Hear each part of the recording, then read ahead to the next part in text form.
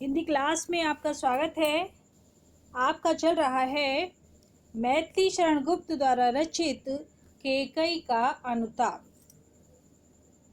इसके कुछ पैराग्राफ्स हो चुके हैं, अब आज आगे देखेंगे। चलिए शुरू करेंगे। यह सच है तो अब लौट चलो तुम घर को, यह सच है तो अब लौट चलो तुम घर को, चौंके सब सुनकर अटल केकई स्वर को। सबने रानी की ओर अचानक देखा, पैधव्य तुषारा व्रत यथा विधु लेखा। बैठी थी अचल तथापि असंख्य तरंगा, वह सिंगी अब थी हाहा गौमुखी गंगा। हा जनकर भी मैंने न भरत को जाना, सब सुन ले तुमने स्वयं अभी ये माना। यह सच है तो फिर लौट चलो घर भैया, अपराधिन हूं मैं तात तुम्हारी मैया। श्री राम ने केकई को संबोधित करते हुए कहा था कि भरत की जननी होते हुए भी वे उन्हें समझ नहीं पाई। उसी बात को लक्ष्य करके केकई भगवान राम से कहती हैं। ये इसका प्रसंग रहा। अब आप इसकी व्याख्या देखेंगे। चलिए मीनिंग देख लेते हैं पहले। अटल यानी स्थिर, ना टलने वाला। वैधव्य यानी विधवापन। तुषारावृता, तुषार कहते हैं पाले को, आवृत माने ढका हुआ, तुषार यानी पाले से ढका हुआ। विधु लेखा यानी चंद्रमा की किरणें। असंख्य तरंगा, असंख्य यानी अगणित, तरंगा यानी लहरों वाली। चलिए व्याख्या देखेंगे। यह सच है तो अब लौट चलो तुम घर को, चौंके सब सुनकर अटल केकई स्वर को। हे राम, यदि तुम्हारी बात सत्य है कि मैं माँ होते हुए भी भरत को समझ नहीं पाई, तो अब तुम घर को लौट चलो। अर्थात अपनी नासमझी में मैंने जो तुम्हारे लिए वनवास की कामना की थी, मेरी उस भूल को भुला दो। केकई के दृढ़ स्वर को सुनकर सभा में बैठे हुए सभी लोग चौंक उठे। सबने अचानक रानी केकई की ओर देखा, सबने रानी की ओर अचानक देखा, वैधव्य तुषारावृता यथाविध लेखा। तो सबने आश्चर्यचकित होकर रानी केकई की ओर देखा। उस समय विधवा के वेश में वह सफेद वस्त्र धारण किए हुए ऐसी प्रतीत हो रही थी मानो कोहरे से ढकी चांदनी हो। बच्चों, जो दशरथ जी थे वो उनकी मृत्यु हो चुकी थी भगवान राम के वियोग में। तो केकई जो थी, जो भरत के साथ आई थी भगवान राम से मिलने, तो उन्होंने सफ़ेद रंग की साड़ी पहन रखी थी। तो वो सफ़ेद रंग की साड़ी में कैसी लग रही थी उसका वर्णन यहाँ पर किया गया है। बैठी थी अचल तथापि असंख्य तरंगा, वह सिंही अब थी हाहा गौमुखी गंगा। यद्यपि केकई निश्चल और स्थिर बैठी हुई थी, यद्यपि केकई निश्चल और स्थिर बैठी हुई थी, तथापि उसके हृदय में अनेक प्रकार के भावों की लहरें उठ रही थी। यानी उसके मन में कई सारे भाव उठ रहे थे। वह सिंही अब थी हा गौमुखी गंगा, वह सिंहिनी के समान दहाड़ने वाली जो केकई थी, सिंहिनी जैसा रूप धारण जो किए हुए थी, वह केकई अब गौमुखी गंगा के समान शांत, शीतल और पवित्र हो गई थी। गंगा कैसी होती है बच्चों? पवित्र होती है, शांत होती है और शीतल होती है। तो केकई को क्या कहा जा रहा है कि जो सिंहिनी के समान दहाड़ रही थी, यानी जो जिसने सिंहिनी का रूप धारण कर लिया था, वह अब गंगा के समान शांत, शीतल और पवित्र हो गई थी। अर्थात उसके मुख से गंगा जल के समान कल्याणकारी मधुर शब्द निकल रहे थे। हा जनकर भी मैंने ना भरत को जाना, सब सुन ले तुमने स्वयं अभी ये माना। कैकेयी ने राम से कहा कि यह सच है कि भरत को जन्म देकर भी मैं उसे पहचान नहीं सकी। सभी व्यक्ति मेरी इस बात को सुन लें। राम ने भी अभी इस बात को स्वीकार किया है। यह सच है तो फिर लौट चलो घर भैया, अपराधीन हूं मैं तात तुम्हारी मैया। हे राम, यदि यह बात सत्य है कि मैं भरत को जन्म देकर भी उसे नहीं पहचान पाई और तुम्हें वन भेजने में उसका कोई हाथ नहीं था, तो मेरे अपराधों की सजा तुम भरत को क्यों दे रहे हो? तुम्हें वन भेजने में वास्तविक अपराधिनी तो मैं ही हूँ, इसलिए दंड की भागी मैं ही हूँ, अर्थात मुझे ही दंड मिलना चाहिए। इसलिए तुम मुझे जी चाहे जो दंड दे लो, किंतु घर को वापस लौट चलो। यदि तुम ऐसा नहीं करोगे तो यह भरत के लिए दंड के समान ही होगा। फिर यह कौन सा न्याय है कि अपराध मैं करूं और उसका दंड भरत भोगे।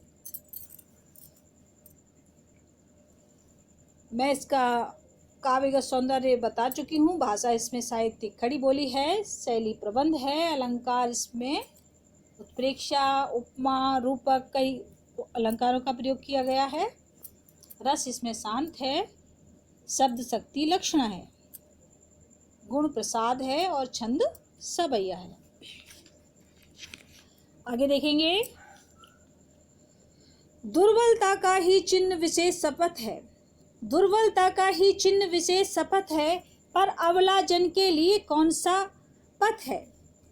यदि मैं उकसाई गई भरत से हूँ, तो पति समान ही स्वयं पुत्र भी खोऊं। ठहरो ठहरो मत रोको मुझे, कहूँ जो सुन लो, पाओ यदि उसमें सार उसे सब चुन लो। करके पहाड़ सा पाप मौन रह जाऊं, राई भर भी अनुताप न करने पाऊं। थी सनक्षत्र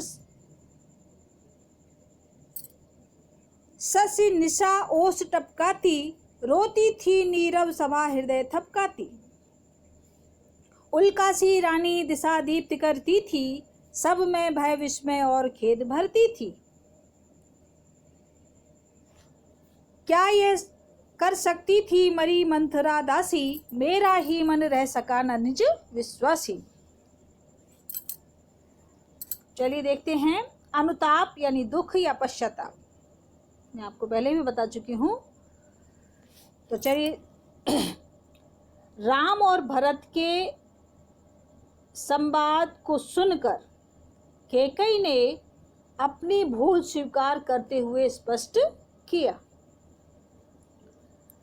क्या किया? यह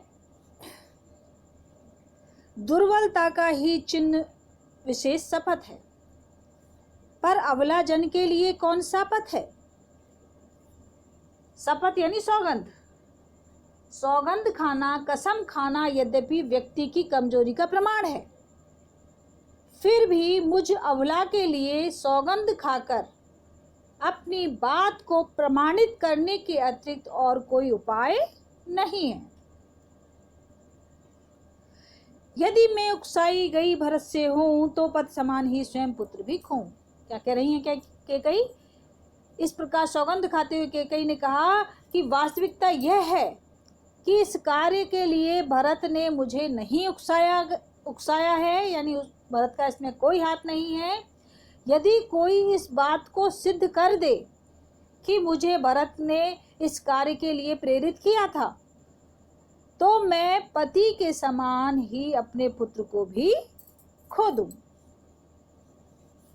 ठहरो मत रोको मुझे, कहूँ जो सुन लो, पाओ यदि उसमें सार उसे सब चुन लो। कैकेयी ने उपस्थित सभा में बैठे हुए लोगों से कहा कि मुझे मन की बात कह लेने दीजिए और मेरी बात सुन लीजिए। यदि मेरी बातों में कोई सार हो तो उसे आप ग्रहण करना, अन्यथा नहीं। करके पहाड़ सा पाप मौन रह जाऊं, राई भर भी अनुताप न करने पाऊं। अब मेरे लिए संभव नहीं है कि मैं पहाड़ सा यानी इतना बड़ा पाप करके भी चुप रह जाऊं और राई यानी राई जितना छोटा सा भी पश्चाताप न कर सकूं।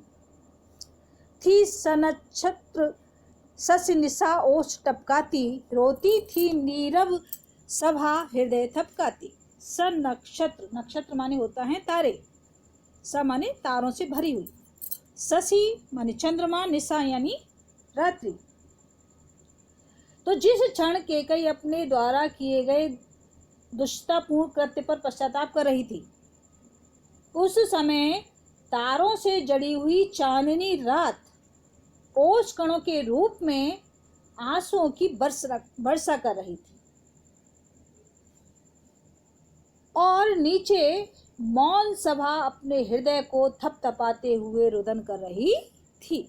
रोती थी नीरव सभा हृदय थपथपाती। उल्कासी रानी दिशा दीप्त करती थी, सब में भय विस्मय और खेद भरती थी। जिस रानी ने उल्कापात करके अयोध्या के समाज को नष्ट कर दिया था, किसने? कैकेयी ने। जिस रानी ने उल्कापात करके अयोध्या के समाज को नष्ट कर दिया था, वही रानी आज अंधकार में सर्वत्र प्रकाश बखेर रही थी।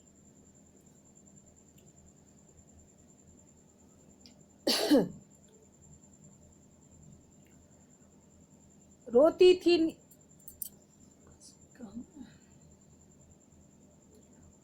उसने अपने अनुताप से उपस्थित जन समुदाय में भय विस्मय, सब में भय विस्मय और खेद भरती थी। यानी सभा में बैठे हुए जितने भी लोग थे, उसमें कैकेयी ने भय विस्मय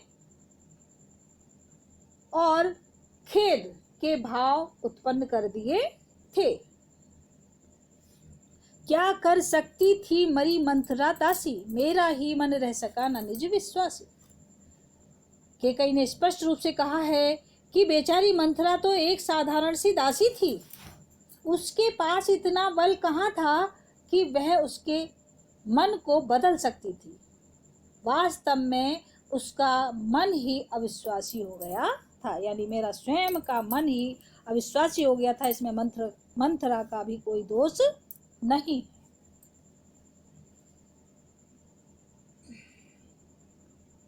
तो आज इतना ही, धन्यवाद।